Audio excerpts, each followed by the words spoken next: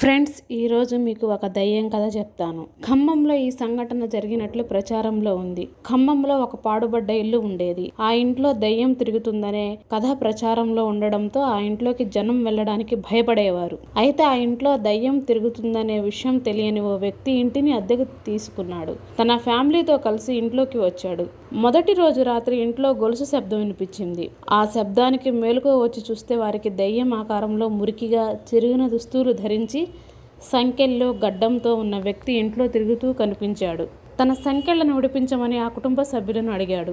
దీంతో కుటుంబ సభ్యులు భయంతో ఇల్లు ఖాళీ చేసి వెళ్లిపోయారు. ఆ నోట ఈ నోట దయ్యం కథ విపరీతంగా వైరల్ అయింది.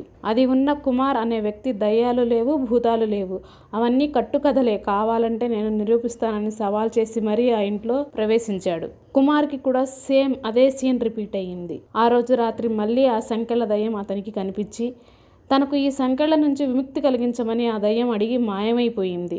దీంతో కుమార్ మరుసటి రోజు దయ్యం ఎక్కడైతే విడిపించమని అడిగిందో ఆ శబ్దం వచ్చిన చోటకి వెళ్ళాడు. దయ్యం నడుస్తూ ఉండటం గమనించాడు.